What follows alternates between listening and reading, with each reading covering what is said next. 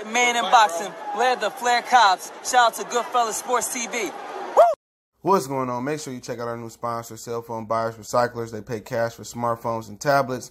Like and share their social media pages, Facebook and Instagram, and websites in the description for a chance to win an iPhone. What you waiting on? Hurry up and get that iPhone. All right, man. Kell Brook, I think he was on IG Live with Eddie Hearn, and he had some things to say. He said that Chris Eubanks Jr. ducked Golovkin, and that's kind of how he got the Golovkin fight. Also went on to say that Bob Arum and Crawford really want to smoke with him, but let's get into it. We back. Goodfellas Sports TV. Hit that subscribe button, bell icon button, share the video. I'll drop the article link in there so you can read it. It's a lot. Talked about a lot. Talked about how he over Amir Khan, and he passed, wanting to fight Amir Khan. And, at the end of the day, Amir Khan just scared of Kell Brook. He'd rather just be known for the dude that's scared to fight Kell Brook than as the dude that beat Kell Brook. So he just ain't willing to risk it versus Kell Brook. They'll do anything to indirectly compete against each other.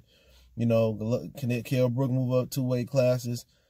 Khan move up 2 weight classes. They both get knocked out instead of fighting each other and getting that bag. So, pretty much, I think people over it. People can blame Amir Khan. Amir Khan is chasing Manny Pacquiao still.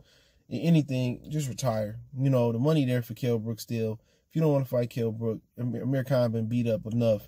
Just retire from the sport. It ain't even no point to continue. Don't nobody want to see him versus Manny Pacquiao, Floyd Mayweather, Errol Spence. Nobody. It's over with. So, it's time to move on and shit. Unless you're going to fight Ryan Garcia, y'all spar him. That's the only thing I really want to see from Amir Khan. So, Kell Brook did everything to try to make the fight. Amir Khan didn't want the fight. So, history will show that Kell Brook looked better in the court of public opinion than Amir Khan. And Amir Khan ain't never ducked nobody but Kell Brook. And it just made no sense to me throughout his career. But Kell Brook goes on to say that basically how he got the Golovkin fight is because, Eddie Hearn was in a negotiation with Golovkin and Golovkin and Chris Eubanks Jr. And Chris Eubanks Jr. didn't want to fight. He was scared to fight Golovkin. He was, dragging on negotiations. That's what Eddie Hearn said. And Kell Brook said, And Eddie Hearn pulled the rug, and he said he was in his garden one day, and he said, what about Kell and Gennady Golovkin? Now, at the time, they had a Jesse Vargas fight on the table, which they said the money was shit. At the end of the day, this is what's wrong with these dudes, man. One thing Floyd Mayweather said was that, early in my career, it was the bigger picture. They offered me a little bit of money. I took it. I whooped their ass. Give me some more money. It didn't matter. He understood the bigger picture about boxing. This is one of the stupidest boxing moves they could have made. They sat there and they'd rather have fought Golovkin in the short term. Whatever he made, $5-7 million in the short term. This is why Eddie Hearn is one of the stupidest promoters in boxing history. Whatever that offer was to fight Jesse Vargas. If it was $500,000, $250,000, if it was, I don't know what the offer was. But you would have beat Jesse Vargas, right? Kell Brook would have been the unified champion of the world. Unified champion. He would have held the IBF. He would have held the WBO belt. He could have dropped the IBF and said, fuck Errol Spence. And he could have went into a Pacquiao fight. You would have made that money back. They was just talking about the short term. Like, they didn't believe they can beat Jesse Vargas. Vargas had, a lot of disputable decisions even to get to that point. So they knew they was going to lose versus Golovkin. They knew it. They knew they was going to lose versus Golovkin. Eddie Hearn said, let's make one of my world champions move up 2 weight classes. They should have took that offer from Bob Arum, whatever the fuck it was. Got 2 belts. Sometimes you don't get everything you want. Fuck the money in that situation. Get the 2 belts. Bob Arum would have came back with a better offer for Manny Pacquiao. I guarantee it, bro. Kell Brook would have been a unified champion. He could have dropped the IBF and fought fought Manny Pacquiao, and people would have understood. They looking at the short term and now okay, this is a shit offer. Let's go. You lost. So it ain't like you moved up and fought Golovkin and made $20, $30, $40, $50 million. He probably didn't make $10 million. So $7 million was worth the rest of your career being like shit. He still fought Earl and got a solid payday. But since then, Come on. No. You could have fought Pacquiao. Then you could have came back and fought Earl. Or if you would have lost to Pacquiao, so be it. You would have dropped the IBF. But you probably would have made more than you fought against Golovkin, and you would have had a better chance to win. Around that time, he did lose to Jeff Horn. Almost a little bit premature, but he did. But with Eubanks, yeah, we know Eubanks didn't want to fight no Golovkin. Everybody seen Golovkin get beat up by Derevchenko, and everybody brave now. Everybody seen Golovkin get beat up. Everybody seen Golovkin get beat up, by Canelo and get brave now. That's just what it was. They see the man getting old. And all of a sudden, Chris Eubanks seeing the opportunity, I can beat him. He still can't beat that man right now. Still. He got Billy Joe Saunders problems. He still got George Groves problems, even though George Groves retired. And Kell Brook like, man, you the reason I got my eye fucked up. Had you took the Golovkin fight, I would have won another round. But I don't care how much unification Bob is in that situation. Bob had the bigger fight on the back end. And then you would have been unified champion before Keith Thurman, before Errol Spence. You would have made you a stronger case of possibly being an international boxing Hall of Famer. But it's all because Eubanks really didn't want the smoke. And him and his daddy knew what was up. They were trying to control the undercard, Eddie said, and do all this crazy stuff. They knew that was a bad fight. They knew Junior was going to get stopped. Instead of, drag your, legs in negotiations. And Eddie Hearn in his garden say, why not Kell Brook? Man, you out your mind. That was the dumbest stuff he could have ever done to that man's career. And Kell Brook management, his trainer, whoever let him go through because of a little bit of money, they should have took that Vargas fight, took a loss, they would have got a gain on the back end. 2 belts, you would have made that money right back. Eubanks did the right thing. He wasn't stupid. Eubanks knew he couldn't mess with Golovkin. But he can't go in negotiations and say, nah, I'm good. I ain't trying to fight him. But people forget he did the same thing to Danny Jacobs. They ordered him to fight Danny Jacobs for the regular belt. He ducked that fade. People forget that shit. Eubanks been ducking on the low for a minute, but don't nobody really care because he ain't no prominent fighter in America. People seen him how he looked good versus Uterman, seemed like he was on the right track with his coach. Then he relapsed versus George Groves. He had a good fight versus James DeGale. Then he relapsed. He was about to relapse versus Matt Korobov.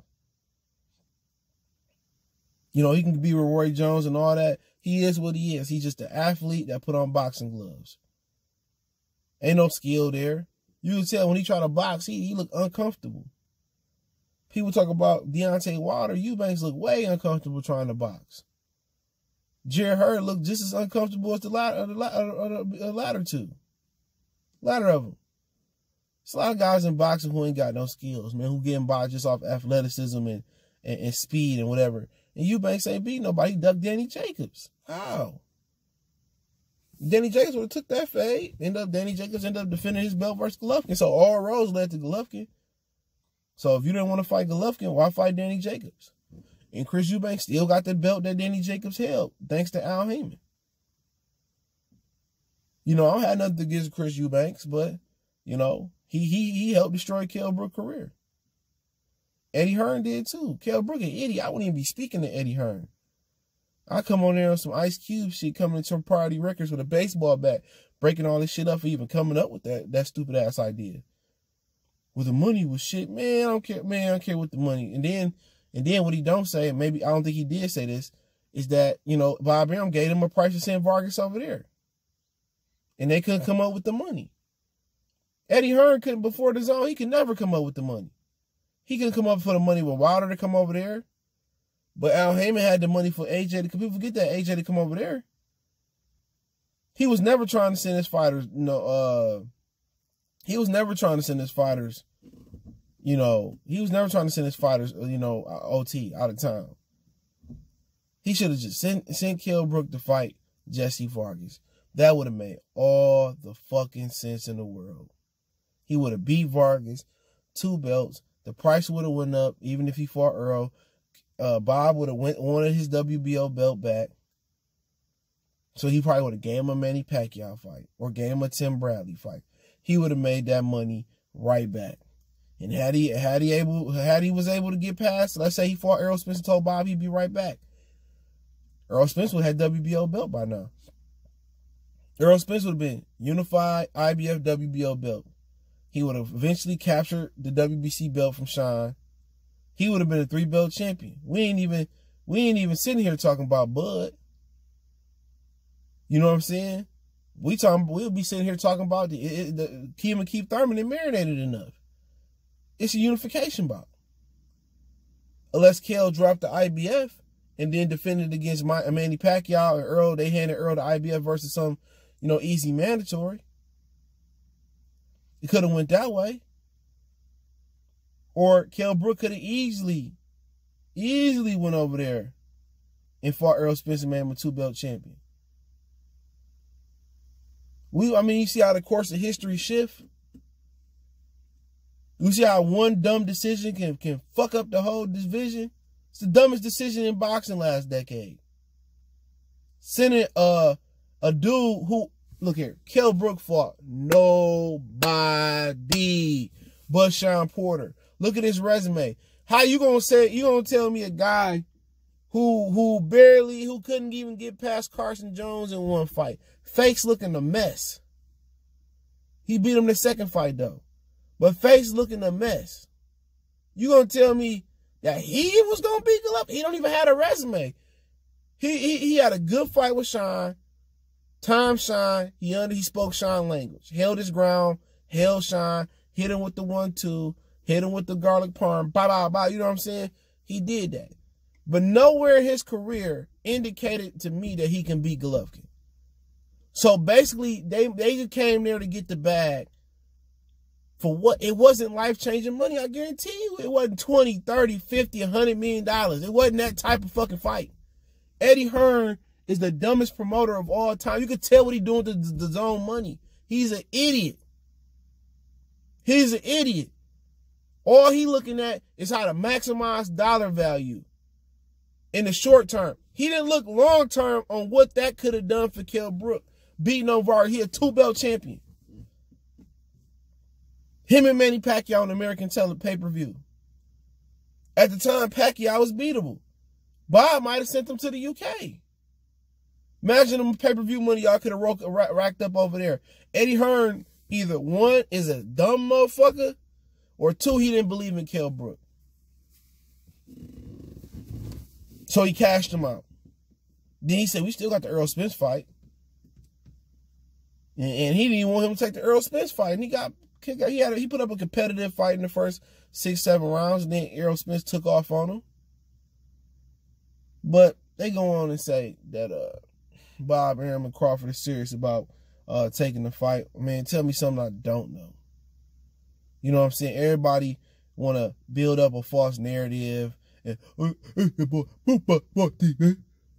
back with another one. Okay. Terence Crawford said that, garlic palm, butter palm cheese. My bad. I'm thinking about lunch. Okay. Terence Crawford says that he not want to fight Errol Spence next. Oh, it's a duck. They take shit out of context. These niggas is stupid, bro. They need to give him an IQ test, bro, because he's the worst person on YouTube. I hate when niggas send me his videos. Yeah, boy, and I'm back with another one. Motherfucking ears touching his apartment ceiling and shit, man. But everybody know that, man. And the narrative gonna change. If Crawford go out there and butter his ass up, bing, bow, bow, put them hands on him, beat him up everywhere but on the bottom of his shoe. Oh, Kell Brook was Errol Spence leftovers. He was never the same after Errol Spence, and he wasn't the same after Golovkin. You crazy dudes, the letter crew, they wanted Bud and Kell Brook. They listening to Derrick James, who's scared and shook because he can't teach Earl how to feint. He can't teach Earl to get on his toes. He can't teach Earl how to slip a jab. Man, come on. He the one over here scared. Oh, he got to beat Kell Brook, wishing on a star when he know what's going to happen to that man. He know, man, ain't no, man, if Post to move up and fight Kell Brook, bro, he probably beat up on Kell Brook if his ass wasn't scared to move up. That nigga was a good straight up and down fighter, bro.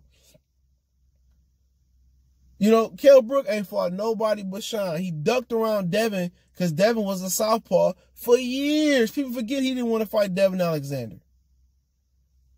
You know what I'm saying? That's a fact. Look at his resume. Nothing near. Shevchenko was his other best win, according to Lawrence Williams. And Paulie stopped him in 9. Let that marinate like net bone juice, man.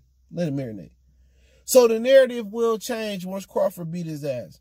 Oh, this was Errol Spence left. So was Golovkin. He beat Golovkin leftovers. The difference is when Earl fought Kell Brook, he was a champion. But he came down 13 pounds. He came off a broken eye bone. Okay? He didn't get a tune-up. That's a fact. He fight Terence Crawford coming off a couple dubs. Facts. He only coming down, what he coming down? 7 pounds. Facts. So that's the difference. So, you know, they're going to change the narrative, man, for sure. They're going to change the narrative. Oh, he didn't fight anybody and Kell Brook wasn't, but you said, oh, Kell Brook was going to beat him up. He ducking Kell Brook. That's what they do.